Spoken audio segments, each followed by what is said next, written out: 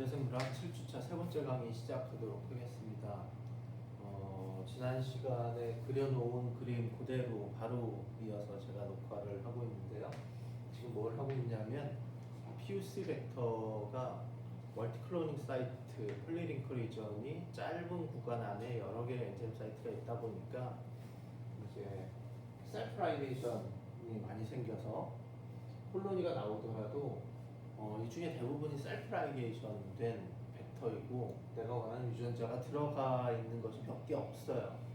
근데 그걸 알려면 어쩔 수 없이 여기서 콜로니를 따서 컬처를 해서 플라스미드 벡터를 뽑아봐야 내가 원하는 유전자가 들어갔는지를 알 수 있는데 그 셀프라이게이션의 개수가 워낙 많기 때문에 이 중에 너무 많은 양을 뽑아서 그 중에 한두 개를 골라야 되는 상황이라 셀프라이게이션 된 것들과 내가 원하는 유전자가 끼어들어간 제대로 클로닝된 벡터를 구분할 수 있으면, 그런 벡터가 들어간 콜로니를 구분할 수 있으면 당연히 100개 뽑아서 한두 개 찾는 게 아니라 한 두세 개 뽑아서 거기에서 대부분 내가 들어간 것을 찾을 수 있는 그런 방법이 있으면 좋겠다.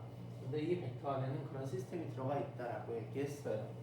근데 그런 얘기를 하면서 이걸 설명하기 위해서는 라구페론 중에 이제 락지라는 유전자의 특성을 알아야 되는데, 그래서 지난 시간에 이제 라구페론에 대한 개괄적인 설명을 했었고요. 그 다음에 이제 락지라는 단백질의 성질에 대해서 지금 공부를 하고 있는데, 락지라는 단백질은 굉장히 특이한 단백질이에요. 사실은 이 300은 정확한 숫자는 아니에요. 몇 개의 아미노액시드로 구성되어 있는지 제가 정확히 기억이 없는데, 어쨌든 300개로 되어 있다면 앞에 15개를 따로 잘라서 이렇게 펩타이드를 이렇게 잘라서 1번부터 15번까지 아미노액시드가 발현되고 16번부터 끝까지 아미노액시드가 발현된 폴리펩타이드가 따로따로 존재해도 걔네들이 모여서 락지 액티비티를 가질 수 있더라. 그리고 또 더군다나 이 짧은 프래그먼트를 이제 락지 프라임이라고 하고 긴 프래그먼트를 락지 델타 15라고 부르는데, 이런 작은 락지 프라임 프래그먼트를 중간에 인서션을 시켜서 한 몇십 개, 한 30개의 아미노액시드까지는 집어넣어 주어도 역시 락지 액티비티가 있더라. 그런데 이제 그거보다 더 커지면 더 많이 벌어지게 되면 액티비티를 잃게 되더라 라는 특성을 락지라는 단백질이 가지고 있다라는 것을 발견하고, 이런 것을 이용해서 이제 PUC 벡터를 보완하게 되었는데, 이건 좀 지울게요. 아니면 좀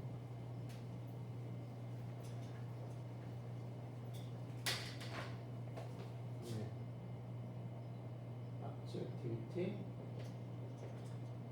있고 여기 없더라. 근데 PUC 벡터를 한번 보세요. PUC 벡터에는 락지 프라임이 있어요. 락지 프라임. 이 벡터 락지 프라임을 이쪽 방향으로 쓰면 여기에 락지 프라임이 들어가 있고 요 사이에 멀티클로닝 사이트가 들어가 있어요. 멀티클로닝 사이트가 들어가 있는데, 여기가 이제 10개의 앞에 이제 보면 10개의 엔자임 사이트가 들어가 있잖아요. 10개의 엔자임 사이트는 베이스 페어로는 6이니까 60 베이스 페어죠. 60 베이스 페어면 이게 또 절묘하게 락지 프라임 안에 요 모양하고 비슷한 거예요. 60이면 아미노액시드로는 20개죠. 20개. 그러니까 얘가 제대로 발현되면 락지 프라임이 1번부터 7번까지가 되고, 이 부분이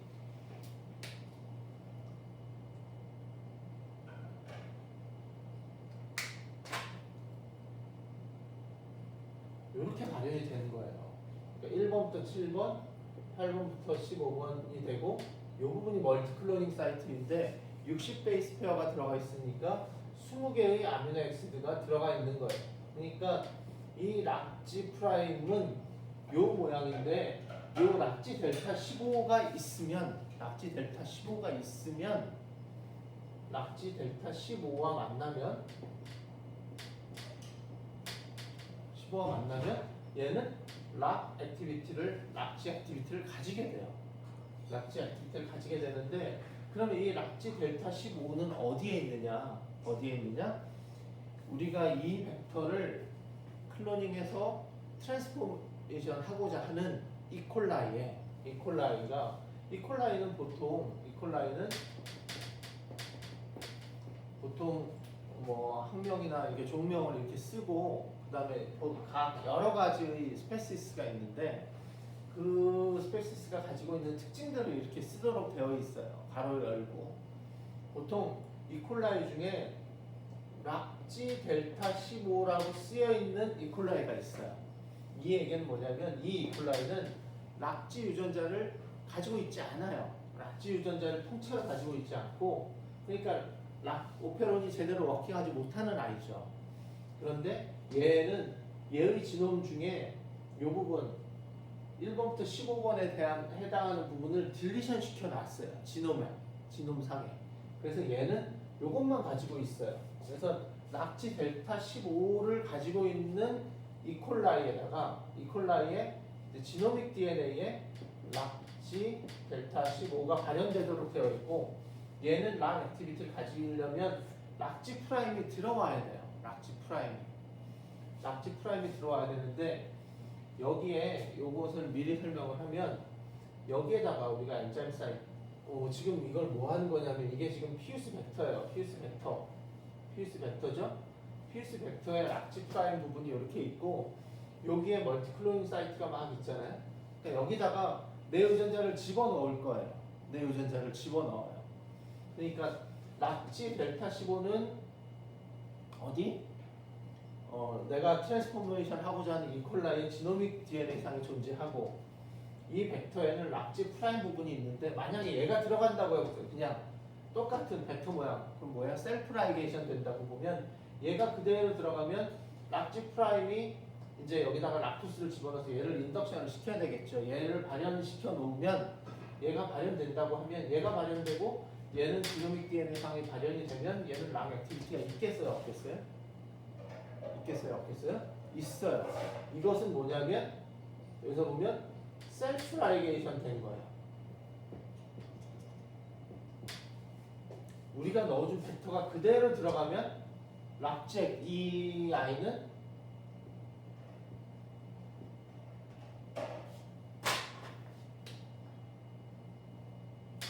우리가 넣어준 벡터가 그대로 들어가면 여기에 락지 프라임이 들어가는데 여기가 20개의 아미노 액시드가 끼어 들어가니까 락 액티비티를 그대로 가지게 되잖아요. 그러니까 셀프 라이게이션 된 것은 락 액티비티를 가져요. 그런데 이 피우스 벡터 안에 우리가 원하는 유전자를 집어넣어 제대로 들어갔다. 뭐 힌디3, 뭐 이퀄원 사이트를 자르고 그 다음에 여기다가 내가 원하는 유전자를 이만한 걸 넣었다. 1kb짜리 뭐 이렇게 넣었다라고 치면 이 사이가 확 벌어지잖아요. 확 벌어지니까 무슨 상황이 돼요? 얘가 되는 거예요. 얘가. 이것은 내가 원하는 것. 아니 클로닝이 제대로 된 것. 클로닝이 제대로 되면 어떻게 돼요? 락지 액티비티를 상실하게 돼요. 오케이? 이해가나요? 그러니까 그러면은 이 중에 셀프 라이게이션 된 것은 락지 액티비티가 있고 우리가 원하는 클로닝이 된 것은 락지 액티비티가 없잖아요. 그렇죠? 그러니까 이 콜로니 중에 락지 액티비티를 가지고 있지 않은 아이를 찾으면 되는 거예요. 맞나요? 그래서 락지 액티비티를 갖지 않은 아이를 찾기 위해서 이제 두 가지 컴퓨터에 들어가는데 여기에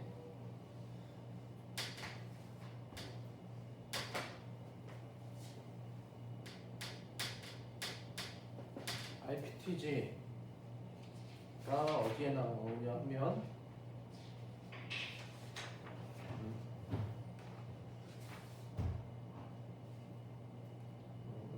예, 17페이지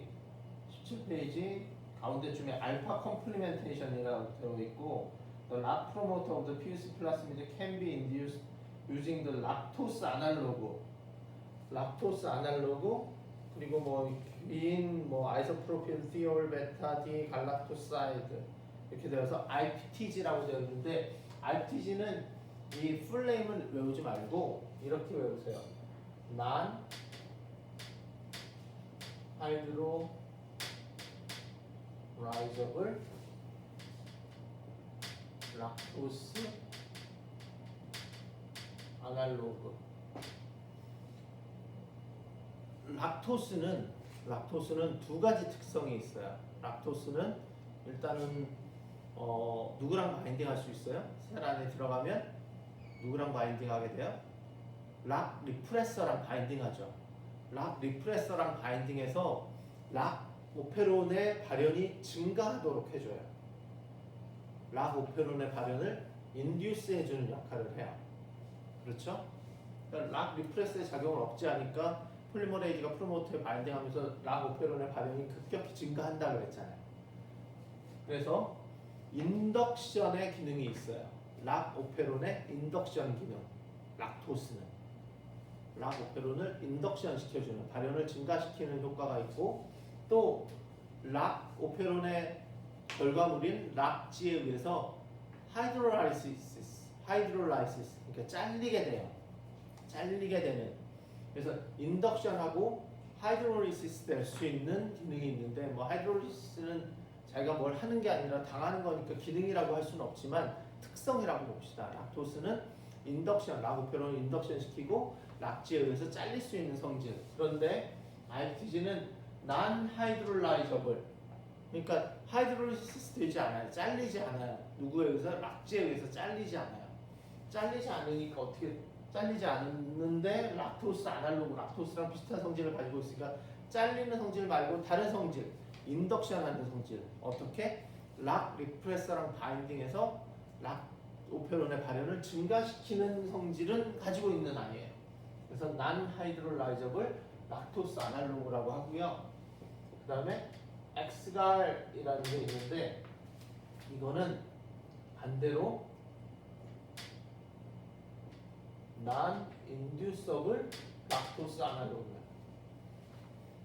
그러니까 얘는 락토스랑 비슷하게 생겼는데 인덕션 시키지 못해요. 락 리프레서랑 바인딩 하지 못한다는 거예요. 그런데 그러면 잘릴 수는 있어요.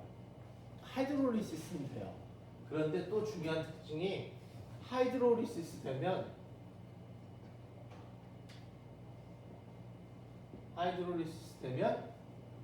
파란색을 띠게 돼요. 파란 색깔을 띠게 돼요. 하이드롤리시스 되면 파란색으로 변해요. 오케이? 이런 특징이 있는 이 두 가지를 지금 PUC 벡터를 클로닝 라이게이션 트랜스포메이션 한 다음에 얘를 배지에 여기에 이 셀은 지금 락지 델타 15를 가지고 있는 셀에다가 이렇게 트랜스포메이션 하고 배지에다가 이렇게 깔아줘요. 배지에다가 스프레딩을 하죠. 트랜스포메이션. 그러면은 그때 이 스프레딩 하는 배지 위에다가 배지 LB 브로스를 만들고 LB 배지를 만들고 그거는 이제 얘가 들어간 놈을 살게 하고 안 들어간 놈을 죽게 하기 위해서 안티바이오틱스 엠피실린을 넣고 키우겠죠. 저 배지에다가 엠피실린 넣잖아요. 넣고 만드는 굳히기 전에 이제 엠피실린 넣고 굳히는데 굳히고 나서 이 배지의 표면에다가 IPTG와 엑스갈이라는 시약을 깔아줘요. 이렇게 발라주는 거예요. 여기다가 IPTG와 엑스갈을 이렇게 발라줘요. 이렇게 잘 발라주고 그 다음에 얘 클로닝 하고자 하는 유전자를 PCR 한 거를 엔자임 자르고 벡터도 엔자임 자르고 해서 라이게이션 한 다음에 트랜스포메이션을 하면 그 다음날 콜로니는 무슨 색이에요? 콜로니 저기 저 책장 같은 색이잖아요. 책장 같은 옅은 고동색, 흐린 황토색 뭐 이런 것들 그런 색깔을 띄어야 되는데 그 다음날 콜로니를 보면 IPG랑 X가를 보면 대부분 이렇게 파란색을 띄고 있어요. 콜로니들이. 그리고 띄엄띄엄 이게 파란색이 아닌 원래 구분이 잘 안 되나요? 원래의 콜론이 여기는 빨간색으로 쓰겠는데 이건 빨간색이 아니라 원래의 콜로니 색깔, 원래의 콜로니 색깔. 이렇게 콜로니가 보이도록 되어 있어요. 이건 무슨 얘기냐면 이 파란색은 셀프 라이게이션이라는 뜻인데 왜 그러냐면 원래의 피스 벡터에 락지 프라임에 여기 끼어 들어간 거가 셀 안으로 들어간 거야. 들어가면 락 액티비티가 IPTG에 의해서 이 유전자와 이 유전자가 발현이 돼요. IPTG에 의해서 IPTG가 평상시에는 얘가 발현이 안 되다가 그러니까 락토스가 없는 상황이면 발현이 안 되잖아요. 락 오페론은 얘 P 락 O 락이 있으니까 락 I에 의해서 딱 막혀 있는데 IPTG를 넣어주면 IPTG가 셀 안으로 쏙 들어가서 얘 같은 경우는 얘도 발현시키고 얘도 발현을 시켜요. IPTG는 이 벡터에 있는 락지 프라임 부분하고 이 지노믹 DNA상에 존재하는 락지 델타 15를 발현시키기 위해서 IPTG를 넣어주는 거예요. 그래서 IPTG에 의해서 얘네들의 발현이 인덕션이 되면 셀프 라이게이션 아까 뭐라 그랬어요? 락지 액티비티가 있죠. 있으니까 뭘 잘라요? X가를 자를 수 있어요. X가를 자르면 여기 락토스를 넣어주진 않았으니까 락토스는 없을 거고 X가를 있어서 X가를 자르게 되면 얘는 색깔이 파란색으로 돼서 이 파란 콜로니들이 막 생겨요. 그런데 내가 원하는 유전자가 제대로 끼어 들어간 아이는 지금 여기에 락지 프라임 부분에 이 사이에 있는 멀티클로닝 사이트가 확 벌어지잖아요. 그래서 굉장히 큰 락지 프라임이 생기게 되고 이 락지 프라임은 락지 델타 15와 같이 만나도 락지 액티비티를 갖지 못해요. 그러다 보니까 X가를 자르지 못하고 X가를 못 자르니까 원래의 콜로니 색인 고동색을 띠게 되는 거예요.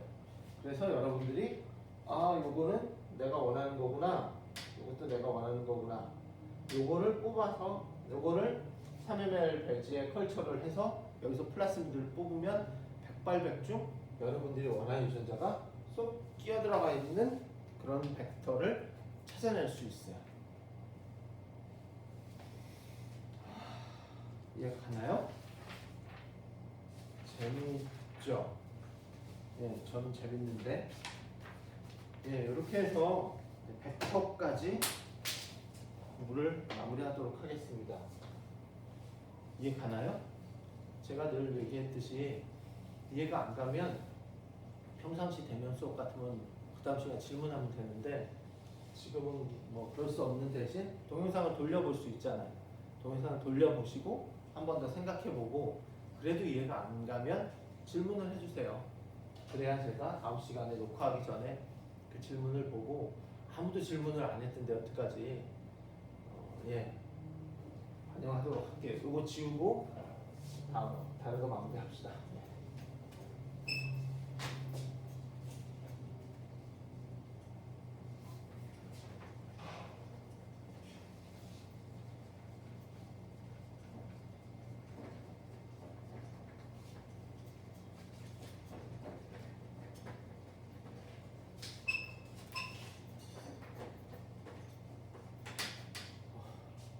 아파요.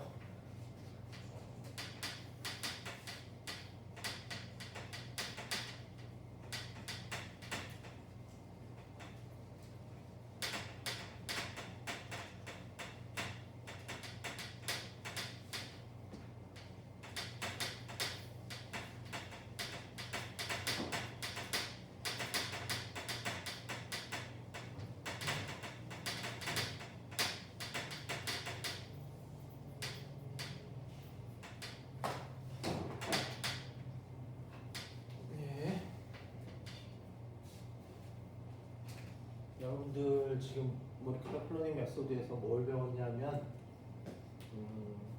약간 순서가 좀 그렇긴 하지만 PCR에 대해서 배웠고요. PCR은 여러분들이 원하는 클로닝하고자 하는 유전자를 증폭하는 기술이고 그 다음에 벡터에 대해서 배웠어요. 그래서 벡터에 대해서 배우고 이 프래그먼트를 이제 벡터에 넣으려면 리스트릭션 엔자임으로 잘라서 넣죠. 그러면은 아까 얘기한 대로 클로닝을 해서 원하는 유전자가 제대로 들어갔는지 안 들어갔는지는 조금 전에 얘기한 것처럼 이제 콜로니가 나오면 거기서 콜로니를 따서 3ml 컬처를 한 다음에 내가 원하는 인서트가 들어갔는지 안 들어갔는지 아가르세를 걸어보겠죠. 아가르세를 걸어보는데 일단 아가르세를 보면 사이즈 마크가 이렇게 있고 내가 원래 퓨리파이 했던 벡터 같은 경우에 여기가 뭐 2000이고 여기가 3000이라면 아까 PUC가 한 2700 정도 되니까 쟤를 걸면 밴드가 어떻게 된다고요? 그러니까 플라스미드 벡터를 뽑으면 이렇게 나온다고 그랬죠. 원래가 여기가 2700 사이즈라면 얘보다 작은 사이즈 하나, 큰 사이즈 하나 이렇게 나와요. 그렇죠? 왜 그러냐면 100번은 아래 먼저 간 건 슈퍼코일 폼, 뒤에 거는 링크 폼. 그래서 여러분들이 아까 PUC에 그 블루 콜로니 말고 원래 콜로니, 블루 콜로니가 아닌 파란색을 띠지 않는 거를 콜로니를 따서 키워서 젤에 걸어보면 플라스미드를 뽑은 다음에 젤에 걸어보면 여기에 이제 2700에다가 한 1kb짜리를 넣었으면 한 3700쯤 되니까 원래는 밴드가 이렇게 위로 올라가겠죠. 밴드가 위로. 그래서 얘는 이게 뭐 한 4000쯤 된다면 이게 한 3700쯤 되는 게가 요쯤이 되는데 실제로는 얘보다 작은 거, 큰 거 이렇게 밴드가 나와요. 그렇게 하고 또 해보셔야 될 게 이 클로닝이 된 거 얘는 지금 벡터에 1kb가 더 들어가서 사이즈가 더 높아진 걸로 예상이 되지만 꼭 해봐야 되는 것은 여러분들이 이 벡터를 다시 클로닝할 때 사용한 리스트릭션 엔자임으로 잘라봐야 돼요. 우리가 어떻게 되어 있냐면 PUC 벡터가 있으면 이퀄원 힌드3로 잘랐다. 그럼 얘가 2700에서 60 빼면 2640이고 그리고 PCR 프로덕트 한 1kb 정도 되는 것을 거기다가 넣었다. 그러면 얘가 이렇게 들어가서 2640하고 1kb짜리가 합쳐서 2740 정도가 나왔겠죠. 그래서 이렇게 되었는데 이 나온 아이를 다시 똑같이 이퀄원하고 힌드3로 잘라봐야 돼요. 이퀄원으로 하고 힌드3로 자르면 어떻게 되겠어요? 여기에 2700보다 조금 아래 2640 거의 똑같은데 이렇게 위치가 나올 거고 그 다음에 1kb짜리가 이렇게 밴드가 이렇게 보이겠죠. 1kb짜리가 맞아요? 이거는 우리가 클로닝 한 것을 이퀄원하고 힌드3로 자른 거야. 그리고 요것이 얘는 뭐랑 사이즈가 같아야 되냐면 얘는 원래 우리가 이거 나이게이션 하기 전에 벡터를 이퀄원하고 힌드3로 잘랐죠. 이것은 벡터를 이퀄원하고 힌드3로 자른 걸 걸면 여기에 이렇게 밴드가 보이겠죠. 그 다음에 이것도 역시 나이게이션 트랜스포메이션 하기 전에 먼저 PCR 프로덕트를 이퀄원하고 힌드3로 자를 거 아니에요. PCR 프로덕트를 이퀄원하고 힌드3로 자른 거 얘는 사이즈가 이렇게 되겠죠. 그래서 얘와 얘의 사이즈가 같고 얘와 얘의 사이즈가 같음을 한 번쯤은 확인하셔야 돼요. 아니 무조건 확인하셔야 돼요. 이렇게 되면 그러니까 벡터를 뽑아서 사이즈가 그냥 커졌구나. 그러니까 내가 들어갔겠지. 내가 원하는 유전자가 들어갔겠지. 그렇게 해서 마무리해서는 안 되고 그것을 내가 클로닝한 사용한 리스트릭션 엔자임을 다시 한번 잘라봤을 때 원래 벡터의 사이즈가 나오고 원래 PCR 프로덕트의 사이즈가 똑같이 나오는지를 확인하셔야 돼요. 그러면 적어도 내가 원하는 벡터에 내가 원하는 유전자가 어쨌든 들어갔구나 라는 것을 확인하게 되는 거예요. 그러면 거의 90% 이상의 클로닝은 끝이 났어요. 근데 그럼 나머지 10%는 뭐냐? PCR이라는 것은 내가 원하는 유전자가 이렇게 지노믹 DNA 안에 여기 어느 부분에 있잖아요. 이 부분에 DNA를 이렇게 모아오는 건데, 증폭해서 가지고 오는 건데, PCR이라는 것은 DNA 폴리머레이즈, 택 폴리머레이즈가 하는 일이고, 그러다 보니까 택 폴리머레이즈가 DNA를 합성, 그러니까 뭐 DNA 폴리머레이즈가 레플리케이션 하는 것처럼 합성해 나가서 쭉 이어 만드는 건데, 이걸 PCR을 통해서 여러 사이클을 반복하다 보면 그리고 뭐 반복하는 것도 아니라 기본적으로 DNA 폴리머레이즈가 에러가 생길 수 있어요. 그러니까 내가 상위에 G면 C를 넣어야지 했는데 오히려 C가 안 들어가고 T가 들어가거나, 뭐 상위에 T가 있어서 A를 넣어야 되는데 T가 있어서 A를 넣어야 되는데 잘못해서 C가 들어가거나, 뭐 이런 식으로 뮤테이션이 생길 수 있어요. 그런데 내가 원하는 유전자를 이렇게 클로닝해서 여기서 이것은 뭐냐면 내가 원하는 PCR 프로덕트 중에 하나가 들어간 건 맞아요. 이렇게 되면 들어간 건 맞는데, 내가 PCR한 프로덕트에 뮤테이션이 없다는 것을 확인하셔야 돼요. PCR, DNA 폴리머레이즈가 하는 일이니까 뮤테이션이 생길 수 있는데, 뮤테이션이 생기면 문제가 뭐가 돼요? 여기에 내가 원하는 유전자가 한 1kb 그러면 한 300개, 한 900베이스 페어 정도 돼서 한 300개의 아미노액시드를 갖춘다. 근데 그 중에 900베이스 페어 중에 몇 개의 뮤테이션이 있다. 그러면은 DNA 상의 뮤테이션이 생기면 RNA가 바뀔 것이고 단백질 코돈이 바뀌어요. 그런데 아시다시피 여러 개의 코돈은 하나의 아미노액시드를 코딩하기 때문에 뮤테이션이 생겨도 아미노액시드가 변하지 않는 경우도 있어요. DNA 상의 뮤테이션이 생겼는데 단백질은 변하지 않는 거 있겠죠. 그럴 경우에는 별 문제가 없어요. 별 문제가 없는데, 문제는 DNA가 변하면서 뮤테이션이 생기면서 단백질이 아미노액시드가 변해요. 그러면 아미노액시드가 변하면 단백질의 구조가 달라질 것이고, 구조가 달라지면서 기능이 달라질 수 있어요. 원래 어떤 엔자임인데 그 엔자임의 액티비티의 중요한 부분이 뮤테이션이 됐다 라고 하면 그 엔자임의 액티비티를 상실할 수도 있다. 그러니까 내가 어떤 유전자를, 이 유전자가 어떤 피노타입을 나타내는데 중요하냐 안 하냐 이것을 보고자 하는데, 뮤테이션이 생겨져 있는, 그리고 이 뮤테이션이 어떠한 결과를 초래할지도 모르는 그런 상황에 이런 DNA를 가지고 얘를 넣었더니 뭐 어떻게 되더라, 뭐 이런 얘기를 할 수 없잖아요. 그러니까 내가 클로닝한 PCR 프래그먼트가 잘 들어갔다. 근데 이 PCR 프래그먼트 안에 뮤테이션이 없더라 라는 것을 확인해야 돼요. 뮤테이션이 없는지 있는지를 확인하려면 얘의 DNA를 시퀀싱을 해야 돼요. 시퀀싱.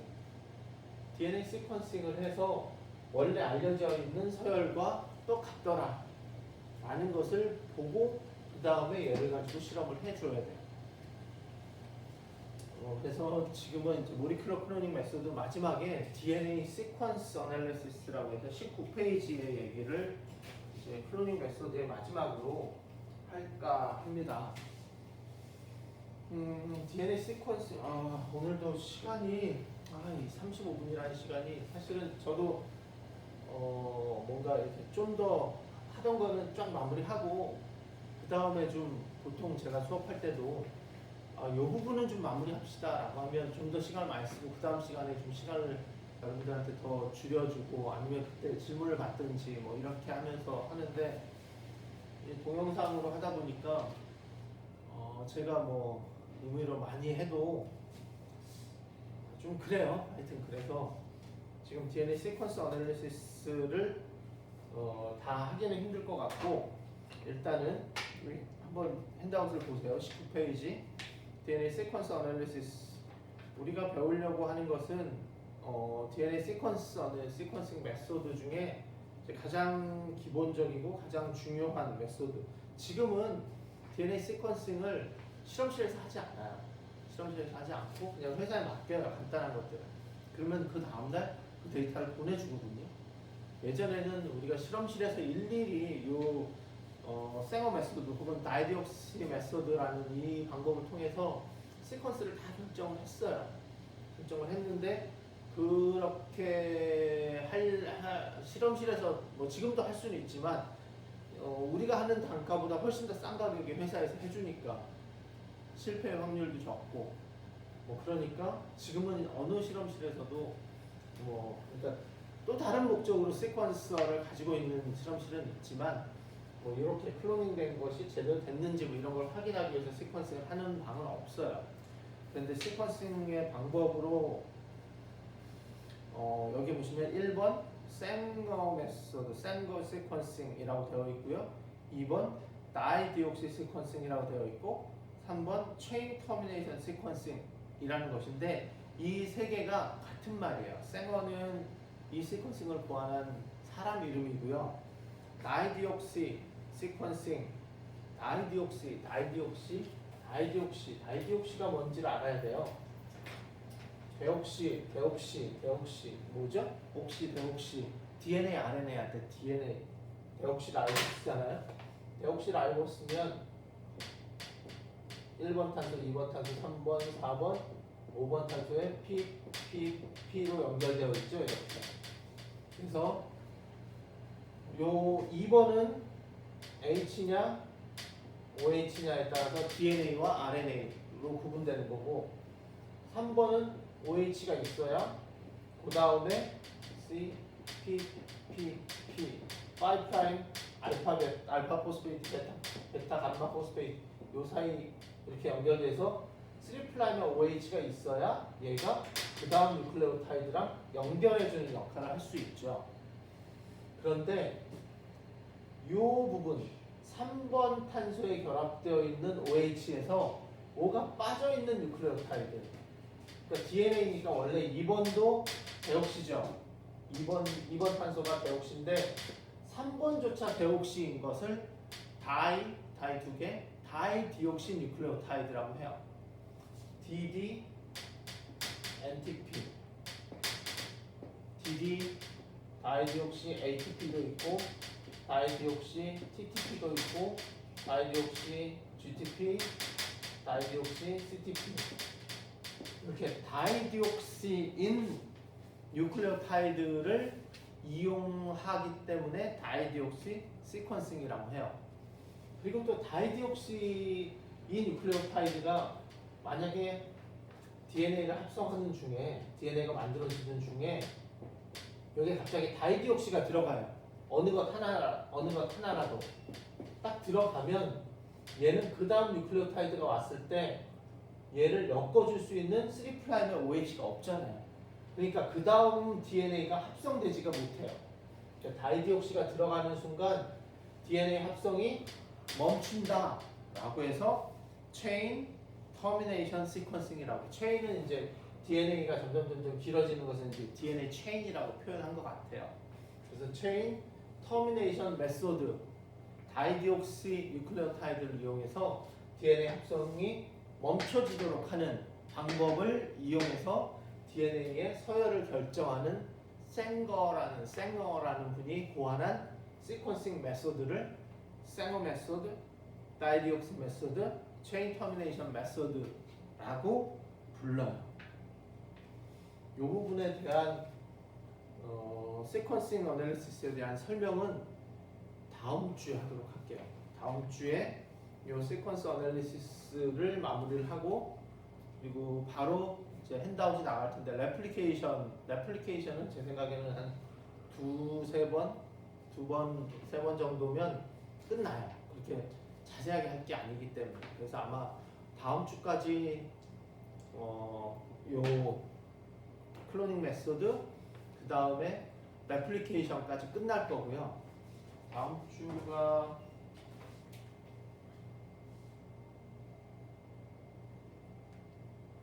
날짜가 보니까 지금 제가 녹화하는 날이 10월 13일이거든요. 그러니까 이번 주 세 번째 강의까지 지금 한 거고요.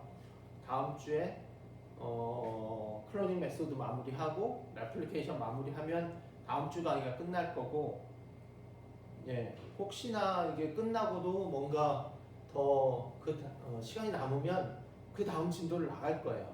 그 다음 진도가 이제 DNA, 그러니까 RNA 트랜스크립션인데 진도를 나갈지 아니면 뭐 어떻게 할지 모르겠어요. 하여튼 다음 주에 강의를 좀 해보고, 그래서 어쨌든 다음 주까지 DNL 애플리케이션이 끝나면 그 다음 주에는 이제 강의 동영상이 없고요.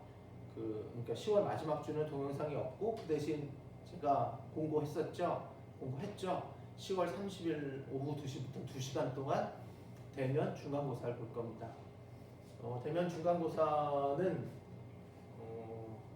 아마 조금 줄지 뭐 비슷할지 몰라도 한 A4 용지에 문제가 써 있어요. 문제가 써 있으면 그 아래 칸에다가 여러분들이 주관식 100% 주관식이에요.